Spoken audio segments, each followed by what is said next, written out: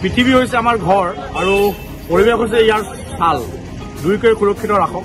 সদৌ অসম ছাত্ৰ সন্থাৰ আহ্বানত আমি পৰিৱেশ আৰু জলবায়ু আমি সুৰক্ষা সপ্তাহ আচলতে আমি পালন কৰি আছো। আজি আমি চাবুৱা আঞ্চলিক ছাত্ৰ সন্থাই আজিৰ পৰা আমি যি পৰিৱেশ আৰু জলবায়ু সপ্তাহ আমি পালন কৰিছো। আমি তাৰ লগত সংগতি ৰাখি আজি দেৱাল লিখন আৰু দেৱাল অংকন কাৰ্যসূচী আমি চাবুৱা আঞ্চলিক ছাত্ৰ সন্থাই গ্ৰহণ কৰিছো।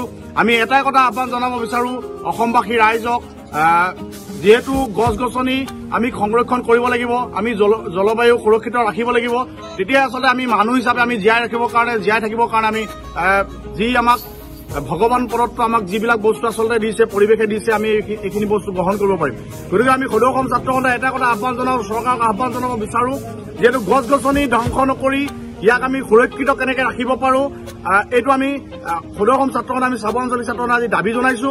ইয়াৰ লগে লগে আমি সপ্তাহটো আজি কাৰ্যসূচী আমি গ্ৰহণ কৰিছো। ক্ৰমান্বয়ে আমি আজিৰ তাৰিখত আজি আপোনালোকে দেখিছে আমি দেৱাল অংকন আৰু দেৱাল লিখন কাৰ্যসূচী গ্ৰহণ কৰিছো। একাধিক্ৰমে চিত্ৰাংকন প্ৰতিযোগিতা হ'ব, ৰচনা প্ৰতিযোগিতা হ'ব, আমাৰ আলোচনা হ'ব।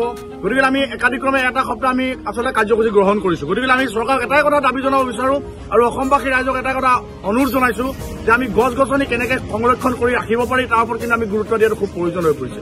যিহেতু আপোনালোকে চাব আজিৰ দেশত যি গছ গছনি ধ্বংস কৰাৰ লগে লগে জলবায়ু দূষিত হোৱাৰ লগে লগে আপোনালোকে চাব যি গোলকীয় উষ্ণতা বৃদ্ধি পাইছে। গতিকে আমি এই পৰিৱেশবিলাক আমি কেনেকে ধৰণৰ সংৰক্ষণ কৰি ৰাখিব পাৰিম, গতিকে এইখিনি ক্ষেত্ৰত চৰকাৰে গুৰুত্ব দিয়াটো খুব জৰুৰী প্ৰয়োজন হৈ পৰিছে। গতিকে আমি চৰকাৰক বিশেষকৈ আহ্বান জনাইছো।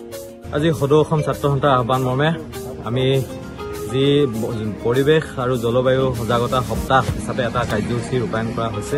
চাবুৱা আঞ্চলিক ছাত্ৰ সন্থাই আমি আজি দেৱাল লিখন কাৰ্যসূচীৰে আমি শুভাৰম্ভ কৰিছো এই সপ্তাহজোৰা কাৰ্যসূচী। যি পৰিৱেশ আৰু জলবায়ু, এই পৰিৱেশ সজাগতা কৰিবৰ কাৰণে, জলবায়ু শুদ্ধ হৈ থাকিবৰ কাৰণে, প্ৰকৃতিয়ে সুস্থ পৰিৱেশ এটা হওক, তাৰ বাবে সদৌ অসম ছাত্ৰ সন্থাই এই আহ্বান জনাইছে যে পৰিৱেশ সুস্থ কৰি ৰাখিব লাগিব। সমাজ জীৱনৰ যিবিলাক প্ৰকৃতিৰ সম্পদ আছে, সম্পদ সেইবিলাক সংৰক্ষিত কৰিব লাগিব। তাৰ বাবে আমি সদৌ অসম ছাত্ৰ সন্থাই সদায় পৰিপক্ক। গতিকে আমি অসমবাসী ৰাইজক আমি এটা আহ্বান জনাইছো, আমি সমাজখন গঢ়িবৰ বাবে, সমাজ জীৱনৰ বাবে যিবিলাক প্ৰয়োজনীয় সম্পদ আছে, সম্পদসমূহ সংৰক্ষণ কৰিব লাগিব আৰু প্ৰকৃতিক আমি ধ্বংস কৰাৰ পৰা বচাব লাগিব, এয়াই আমি আহ্বান জনাইছো।